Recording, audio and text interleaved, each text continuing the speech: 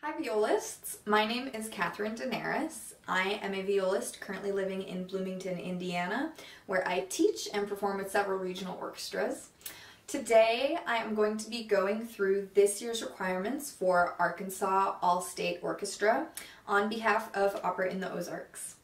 So I will play through each etude and excerpt and then go through some practice tips, information about the piece, and really just anything I think might be helpful for you in your preparation for your audition. So I hope this is helpful, and let's get started. The first etude is Matz's etude number 7, which is titled Division of the Bow and Cantilene Playing. Now, cantilene means lyrical or singing, kind of like cantabile. So that is the character we would like to embody while being very mindful of the bow division we use.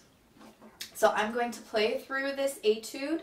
I'm going to do the DS, but I'm not going to play through the whole first section again the second time.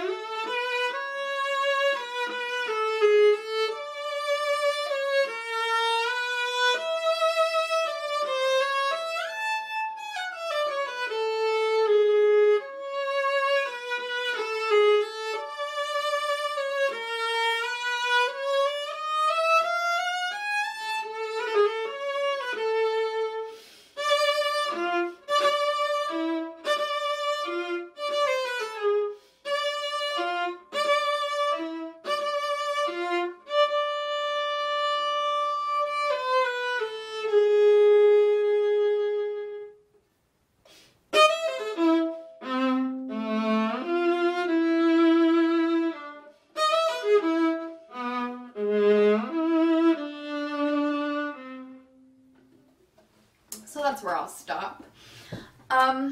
So like I said before, we want to be very mindful of our bow division in this etude while being as expressive as possible. So I'm going to go through what I think about bow division wise for the first 2 lines-ish, because those concepts are going to carry through for the whole etude and can be extrapolated to wherever you'd like. So the main thing to bear in mind is we have lots of these dynamic changes, these little crescendo diminuendos. And we are going to execute that almost completely with how much bow we're using and how fast we are moving our bow. So, in general, when the dynamic is not changing, we want to use consistent bow speed. When the dynamic is changing, whether it's getting louder or getting softer, we're going to vary our bow usage accordingly. So when we start out, we have our accent, and then we have 2 notes that are the same dynamic. So we will keep our bow relatively consistent. Now we have a crescendo. So we're going to start out with less bow and then move into more bow. And then do the opposite on the diminuendo. More bow when it's loud, less bow when it's soft. So in tempo, that figure would look like... So the most bow gets used on the F sharp and on the E. Then we continue on with no dynamic changes. Here, same thing. Less bow when it's soft, more bow when it's loud. Now here we have more notes, but the same principle applies. And this is one of the figures where this is especially important. So we do have a bow change at the bottom of the diminuendo. And it's important that the bow change note is no louder than the note that came before it, because we're in a diminuendo. So if I start on the 16th notes, more bow, less bow, very little bow. And then in the same slur, we have a crescendo. So we are going to get back to the lower half, no problem. Same thing here, little bow, no dynamic change, crescendo, diminuendo. And here there's no dynamic indication written, but to keep with the character of the piece, we're going to taper away from the long note. So we are not going to give the G sharp anything extra. It's just going to fade into that note. And then moving on from there, the dynamics and figurations are the same. So strive for slower bows while you're quiet, faster bows as you're getting louder, and vice versa. When we begin the B section, so the dolce cantabile section, that's a new expressive indication. We had espressivo at the beginning, and now it specifically tells us sweet and singing. So I think it's nice to have a little bit of a color change here, a little more smooth, lots and lots of vibrato. And for the first few measures, we don't have any more of these hairpin dynamic markings. So we can keep our bow speed pretty consistent.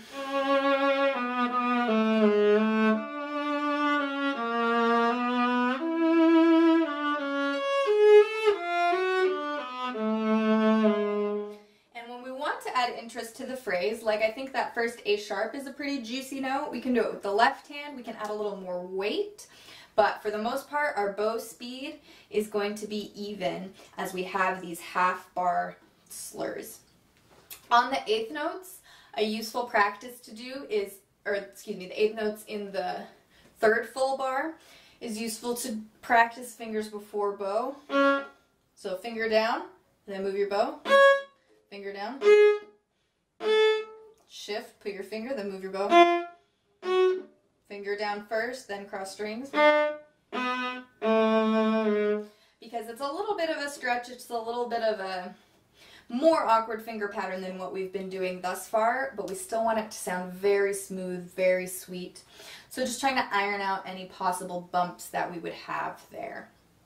And if we can manage some vibrato on the fourth finger, see? That would be lovely. And then as we move on, we start to see, the first one we see is in the very next measure. We do start to get some more dynamic indications. These, in this section, I like to think about, rather than a diminuendo necessarily, I like to think of them as the first note just being louder. So instead of starting where we are and trying to get softer, I like to play the note a little bit because it's a nice pickup to the phrase. And then just make sure that the eighth note or the second note is just less than the first note, if that makes sense. Because that gives us some room to kind of shape, and I think it fits more with the phrasing, but ultimately you get the same result. It's just a little bit more cohesive and less awkward. So we'll give this a little bit of sound, come away. Consistent bow speed through those eighth notes because there's no dynamic change. Here again, a little more to less. On this accent, you can choose to do it with bow speed, but I would also incorporate a little bit of weight there and some vibrato. And again, taper away to the B natural. Consistent bow speed. And there, it is nice to phrase up. You can use a little bit more bow, but I would also try and add a little bit of weight there. And then we have our nice little cadence on this up bow, this up bow here. I would not use a ton of bow. I would try to save and end up here, a little bit in the middle, maybe a little above the middle for the downbeat of the next measure, because if you're too low in the bow, the next bowing is not going to work well. So we have our light downbeat because it's at the bottom of a crescendo, and now we use more bow. Less.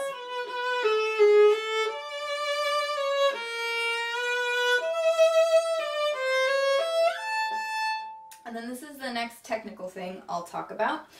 So to get this figure, we still want it to be really light. We don't want to get stuck.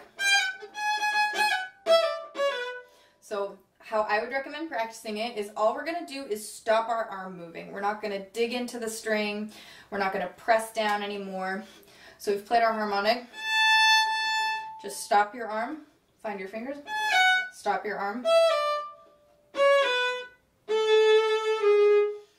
And the reason I'm saying just stop is because if we start doing and adding a little bit of bite, that's going to take us out of character when we go to do it in context. So I practice stopping the arm and slowly start to speed it up.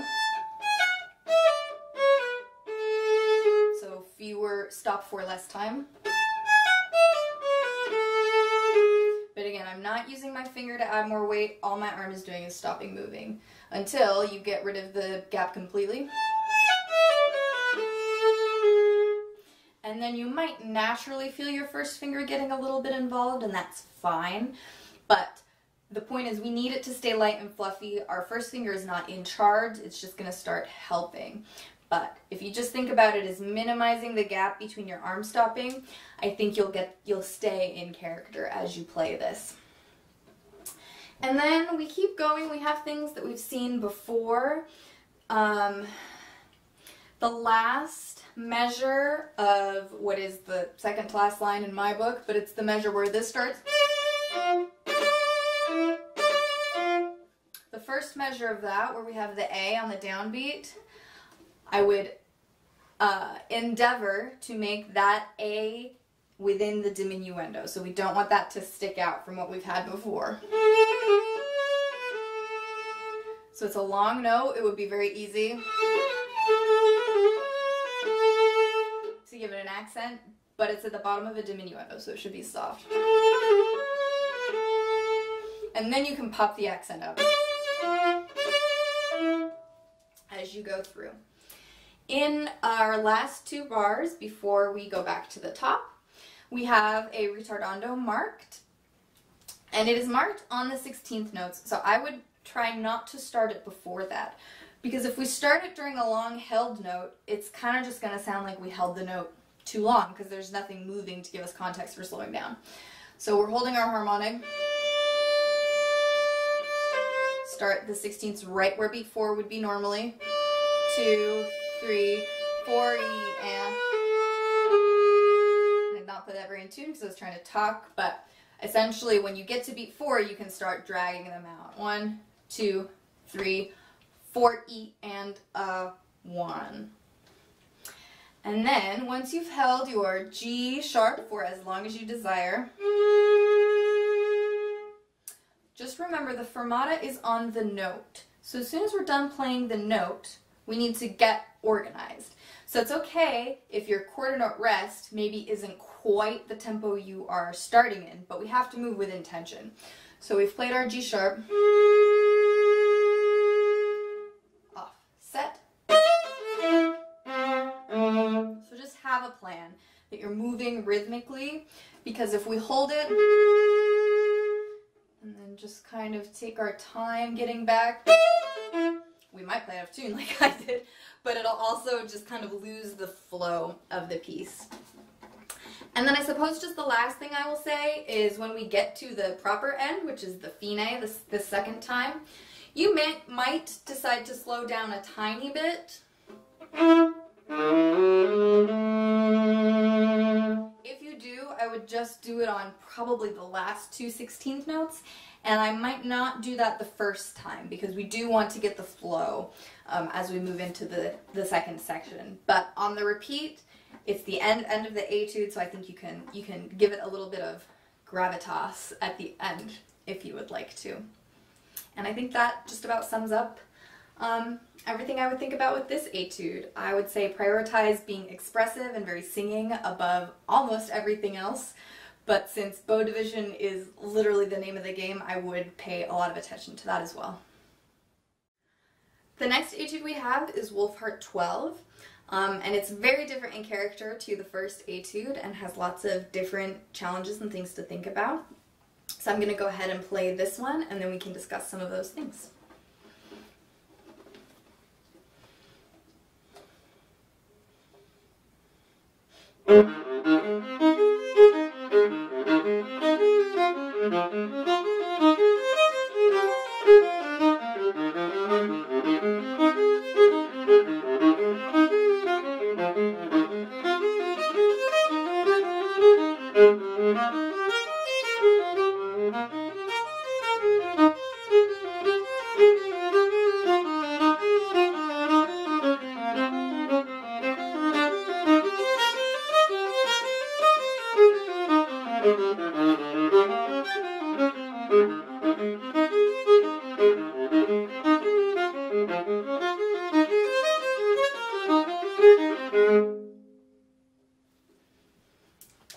So, of course, one of the more obvious things is that this etude is a fast etude rather than a slow etude. And the previous etude was all about bow division and how we're moving around our bow. In this etude, we're essentially using the same part of the bow for the whole page.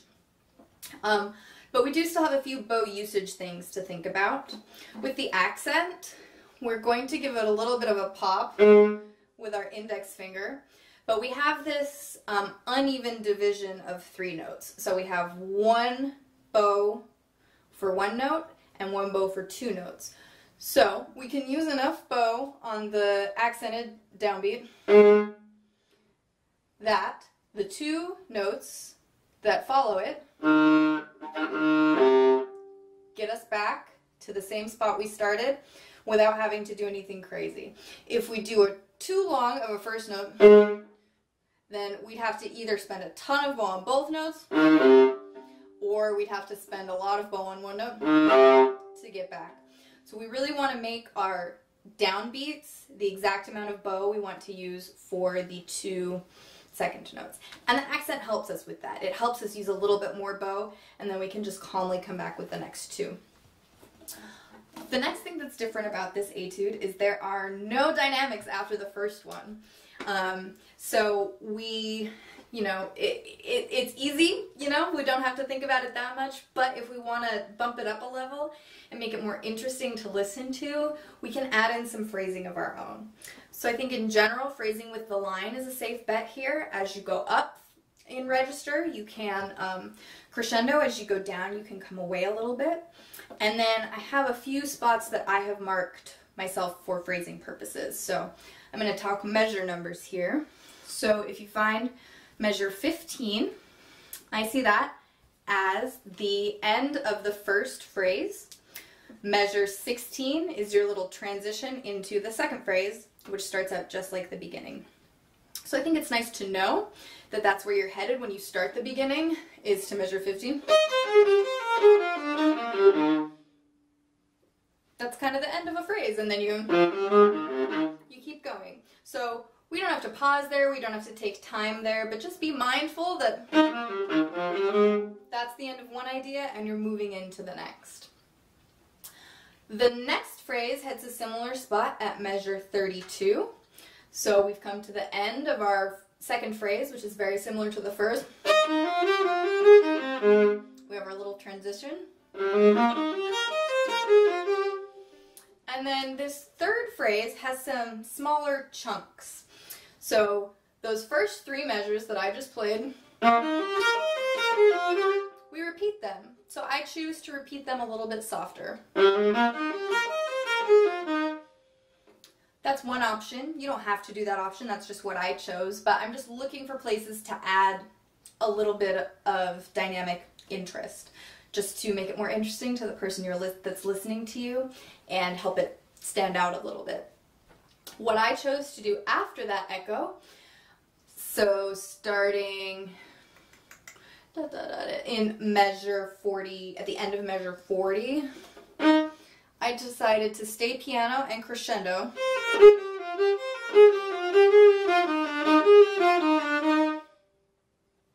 So I got to that point, that's kind of the peak of my crescendo, then I decided to bring it back a little bit so that I can crescendo here a lot.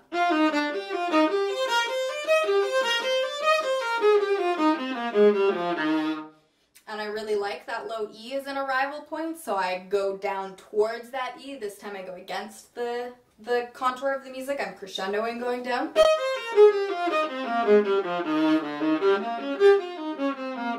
And then I kind of chill out in the next two measures after that to get us back to our main theme. So again, I'm not saying you have to do exactly what I'm doing 100%, but take some time to kind of map out your own phrasings and add some, subtle little dynamic changes in here, because it will help it turn into a piece of music as well as an etude, which is what we all want.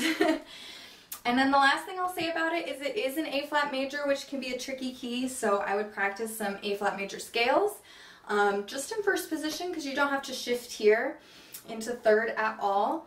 What I like to do is play in the key of A flat major on every string. So I'll start on my C string, and I'll have open C, D flat, because that's in the key signature, E flat, F natural, and then we're at G. Now we're on our G string in A flat major. G, A flat, B flat, C natural, D flat, D string, A string. And the reason I do that is because if we just play our A flat major scale, either 1 or 2 octaves, we miss out on the C string, because we'll be here, and then we'll keep going and shift up, but we miss the C string. So since we play C string notes in this etude, I like to just practice on the C string as if I'm playing in A flat beforehand. But I think that if you just keep in mind this nice little spicy bow stroke in our allegro, lively tempo here, and then just get creative and try to find some phrasing decisions that you like, I think you'll be in really good shape with this etude. The first excerpt we have is from the third movement of Beethoven Symphony No. 5. This is a pretty commonly asked for excerpt for viola, so it's good that you're getting to know it now, because you'll probably definitely see it again in the future, whether or not you perform the piece, but it is asked for a lot in auditions.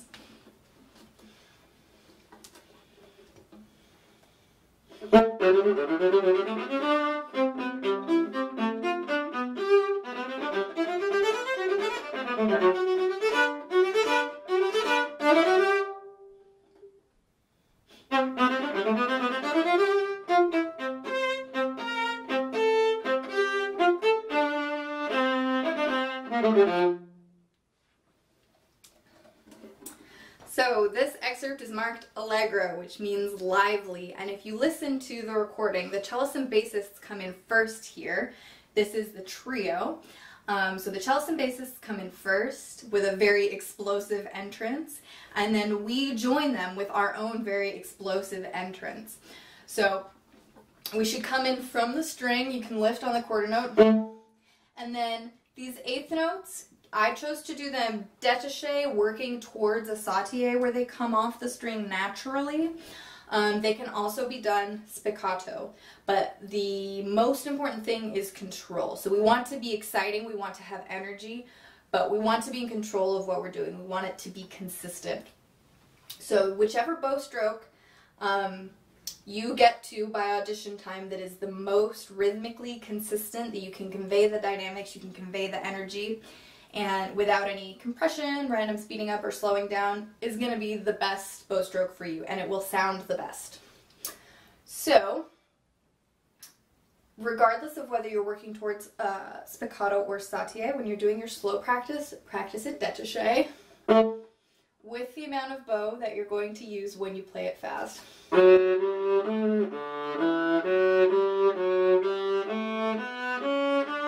If you practice it slow with lots of bow, your training your arm to want to move that much when you play. And so it's going to be harder and harder to dial it in as you speed up. If you use very little bow, sorry, I'll go slower.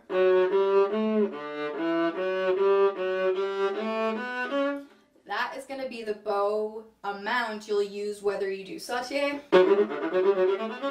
or spiccato. It's going to be that little amount. So that's how you should practice it slowly. I choose to start in third for a nice C string sound. I shift down to the D natural, then I'm just in first position. The peak of this first opening is that D natural half note, so that's where you're headed. That's your destination.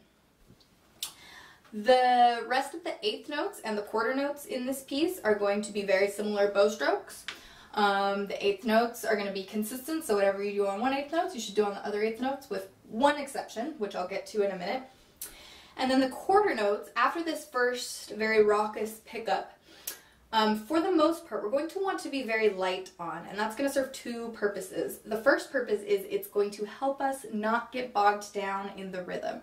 So if we keep them light, we're not going to slow down in these sections with the slower notes. So we get to the D,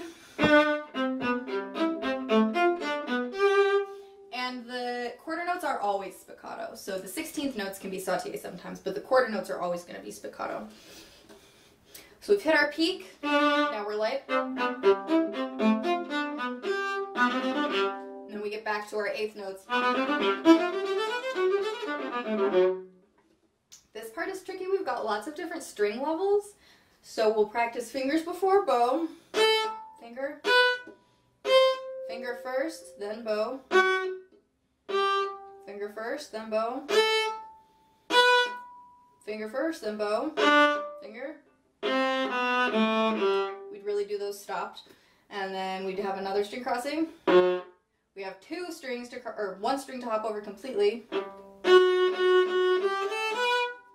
So I would absolutely practice all of those string crossings, especially the big ones with stopped bows, fingers before bow, to organize everything. It's a really great way of telling your left hand what it needs to do, your right hand what it needs to do, and then integrating those two things together. Now, the eighth notes that I mentioned earlier that are not necessarily the same are in measure 160, so that second ending. And the reason I do these a little bit differently is because it's fortissimo. So I do these more on. So we've been going. I'll set my bow on the string, and I'll use more bow here to help be fortissimo.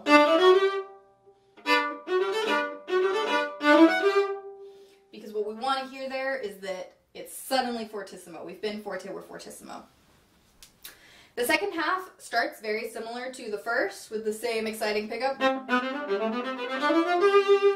to the half note, and then once we get off the half note, we're going to be light. And here it's very important to be light because we have these ties, and it's very easy to let them just get longer and longer and longer. So we want to keep with the pulse.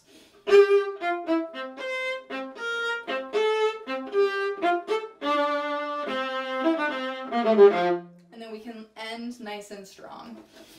So I would advocate for a lot of slow practice with this. I do slow practice on this all the time when I'm preparing for auditions. So nice slow détaché, being mindful of just how much your arm is moving and whether or not you're going to be able to move it that much when you get into your fast tempo.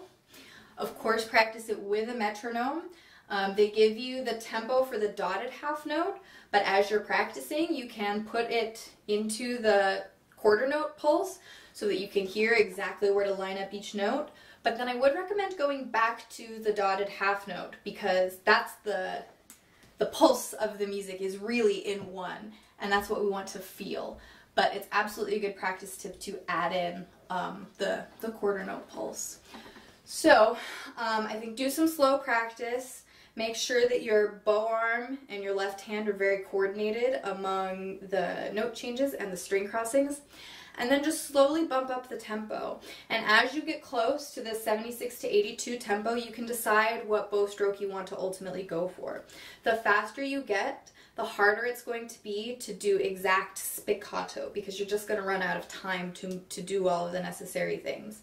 If you're at 76, spiccato might feel awesome, and it'll have the off the string sound that we like, and so that would be a really good option. As we get faster and faster, you may be able to start getting more of that sautille bounce, that you leave your bow on the string and use very small bows, and then the stick starts bouncing itself. That might work at those tempos. So ultimately you have some options for the little details, but at the end of the day we want good sound, good energy, and consistent tempo for this one. The second excerpt we have is from Mendelssohn's Overture, the Hebrides Overture. This is a concert overture, which means it's not attached to an opera or a ballet or anything. It's just a short piece intended to be performed at the beginning of a concert. And the Hebrides are a group of islands located off the coast of Scotland. So a lot of this music is very representative of ocean waves. So we start out with some calm ocean waves, and then the second excerpt we have some more tumultuous ocean energy. But that's kind of the imagery to be keeping in mind as we work on this excerpt. So I'll go ahead and play both of these for you.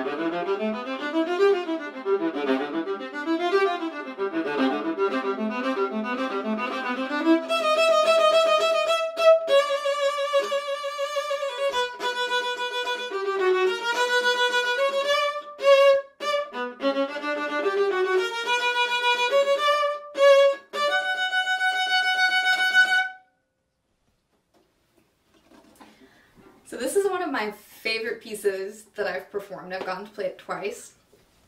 And the first excerpt is the very opening of the piece. So the violas have this gorgeous melodic sequence, which, you know, we get melodies sometimes, but not all the time. So it's nice when we do. And again, these are the calm ocean waves. So a lot of the things we talked about for the Matzes etude can apply here. When we don't want dynamic change, these first 4, 5, 6 bars are all piano with the same figure. So we're going to use a really consistent bow speed through this figuration, even throughout the string crossings.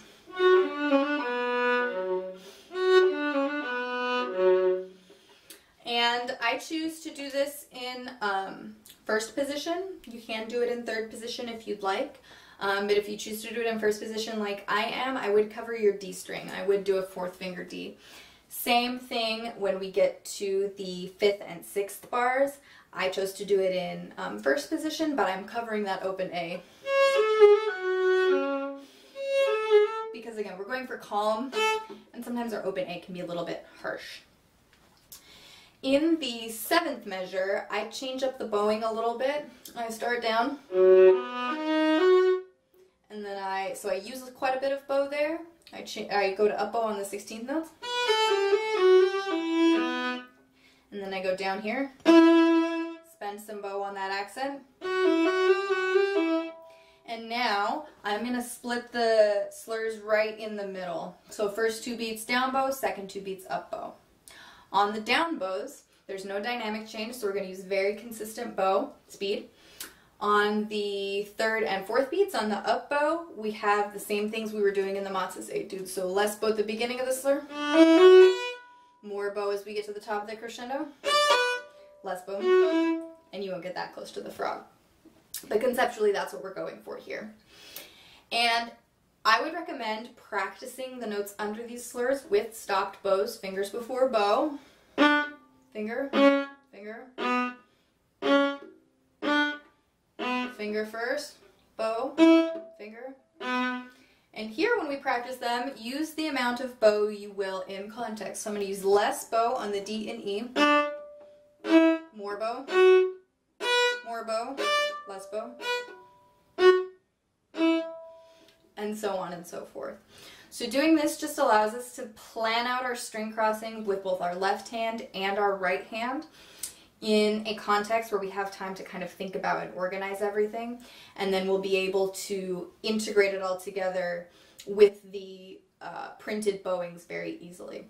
So after you practice the stopped bows, then I would take it at a slower tempo and just do some slower practice but with the printed bowings, and I think you'll feel that you've kind of ironed out some kinks just by working through those very mindful fingers before bow, stopped bows.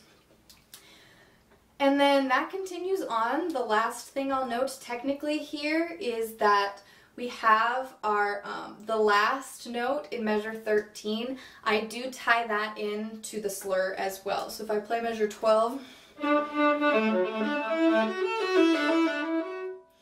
I leave it in that up bow as I'm slowing my bow down and just trailing off because it is at the bottom of a diminuendo, so we do not want it to be any louder than what we played before. Alternately, if you choose to do my bowing where we're splitting the measures in half, which you don't have to, you can change that for the last measure.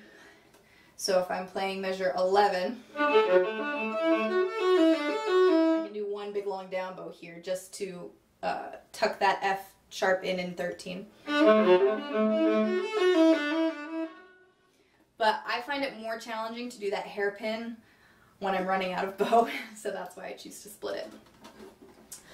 But that basically covers everything for this first excerpt. Just keep in mind those calm ocean waves, and honestly the Matsus Etude is a great choice to pair with this excerpt because a lot of your bow usage you're already going to have practice, so these two can really go hand in hand. The second excerpt is tumultuous ocean waves. So we've got a really solid détaché here. For these 16th notes, you can also practice fingers before bow. That would be awesome. And I also would encourage maybe some rhythmic practice. You can either do your dotted rhythms, and then vice versa.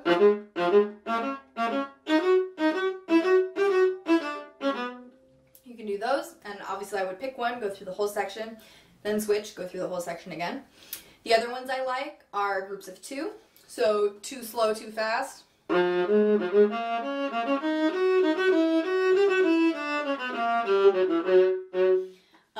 2 fast, 2 slow. And then you put the 2 fast notes in the middle. So you go slow, fast, fast, slow. And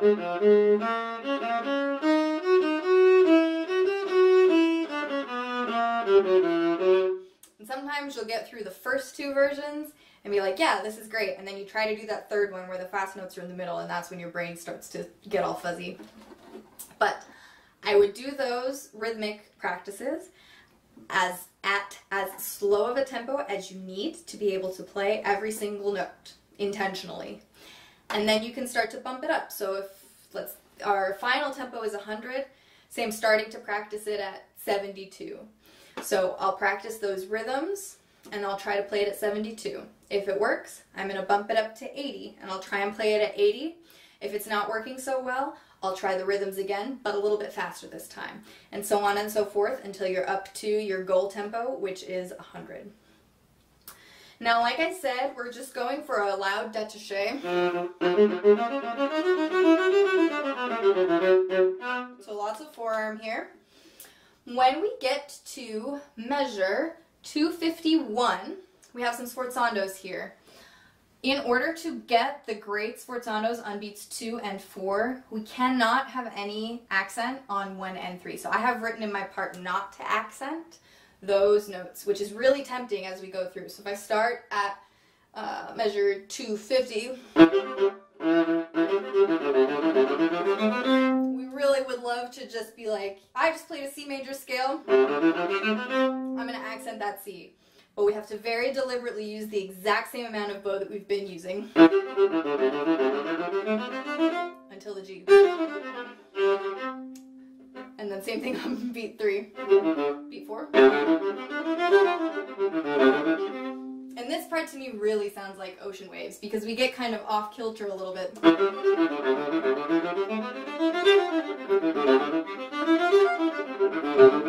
And then we get back to our every beat accent. Every beat. And this trill I take 2 bows on because it's fortissimo. And you can stop the trill just before you're going to do those 2 little grace notes. And if you take 2 bows on the trill, 256 starts off down bow, but it's not a long down bow, so you just stop and then keep going. So double down bow with no lift.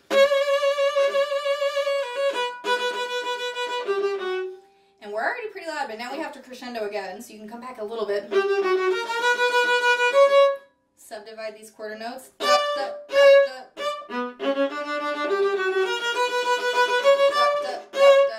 And then we have a whole bar where we're fortissimo. We have to sprint to the finish. So stay very loud and just dig in there. So I would start by just playing this, you know, in your practice room by yourself. But once you've gotten to know it pretty well, I think it would be very fun for you to pull up a recording and try to play along with the recording. Just because this piece has such fun energy that I just really think it's a joy to play. So you can find the whole part on the internet, like on imslp.com. If you just search for the Hebrides Overture, you'll be able to find the viola part. And I think it would be fun to play along with the recording. There are lots of opinions about playing with recordings, and I agree that we should all start practicing and get our own intention. But I think it's just so much fun. So I think you guys should try and play it, definitely listen to it, and just have fun with this great viola part. The last excerpt we have is from the first movement of Dvorak's Symphony No. 8.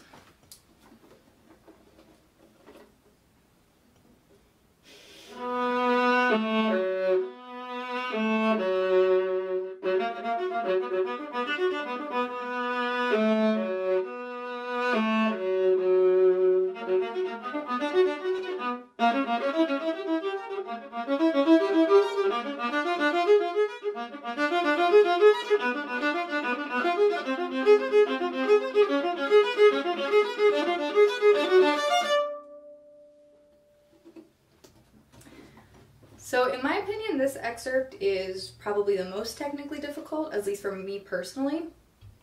So to start out, our expressive indication is kind of hidden. It's in the description at the top, but the indication is allegro con brio, so that means lively and with vigor or with spirit. So I think a lot of that comes in the second half of the excerpt where we have these big dynamic swells. And also just in the triplets in general, because even when we're soft, we still have energy there.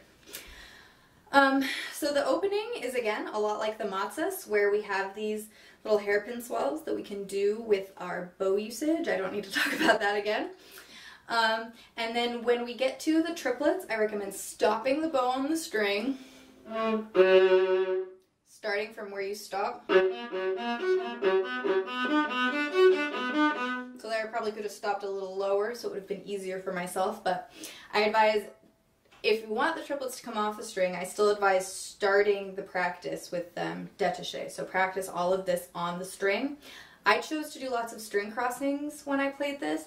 You can also do some creative shifting fingerings to avoid the string crossings, but for me personally, the string crossings were just working better. But that might not be the case for everyone, and if your shifts are feeling awesome, absolutely go for it.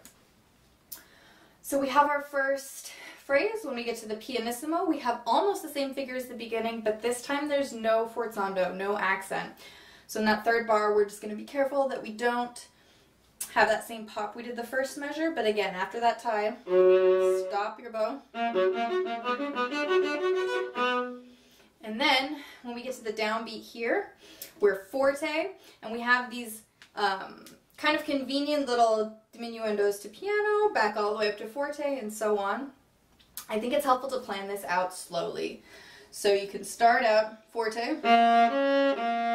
little less, less, same dynamic, more,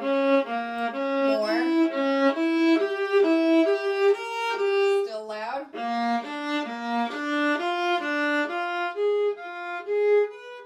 and so on. But I do think it's helpful to be very intentional about this, because what can happen when we're in the moment, is our first half of the measure is all one dynamic, and then all of a sudden on the last beat we remember, oh shoot, I was supposed to be going somewhere, so we suddenly change.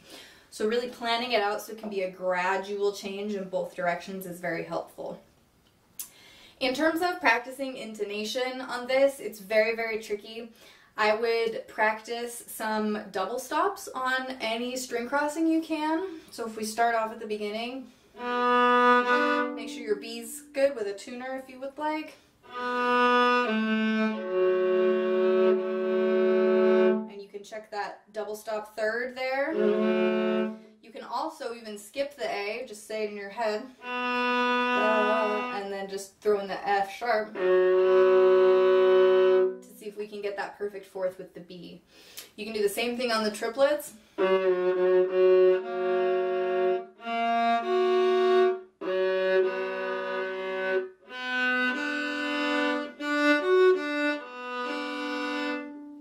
And so on, basically anytime you have a string crossing.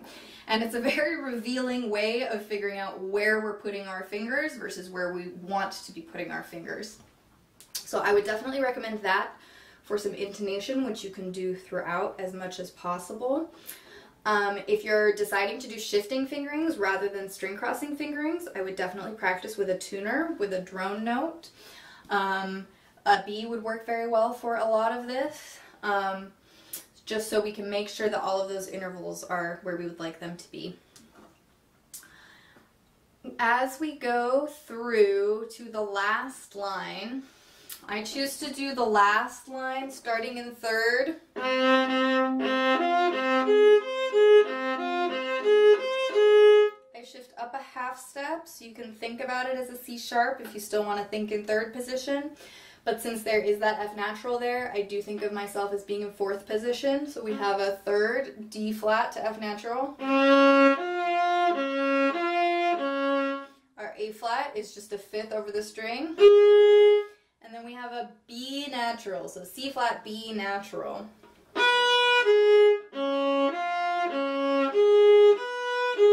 And if you're uncomfortable playing it there, you can always go to your A string. See how it's supposed to sound, and then try and create the same pitch in the position you're choosing to play it in. So if I'm on the second measure of the last line, if I'm doing the D flat, last measure we get an open D, so I shift back to first, and we do have that same interval of the A flat to C flat, so this intonation should match the intonation from the measure before. And then just make sure we're really conscious of F sharp here, F natural here. And that's the fingering I do there, is third position on the last beat.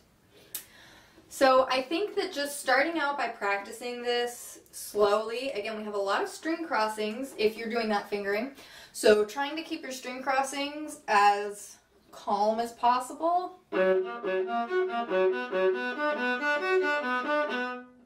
So start off with some slow practice there. You can do the rhythms for triplets that I like to do are pretty basic, but I'll just do one fast triplet, one slow triplet. And then opposite.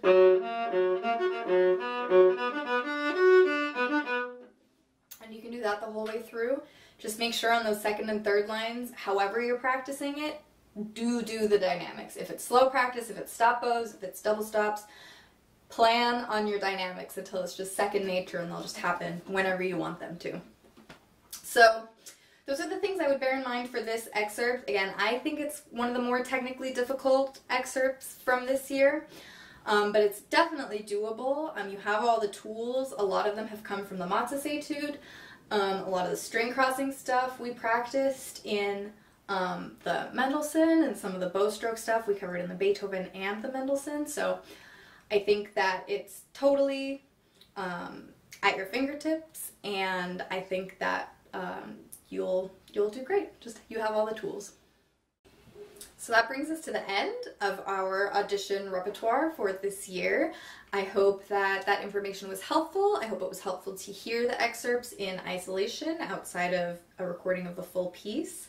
And I wish you all the best of luck. Thank you guys.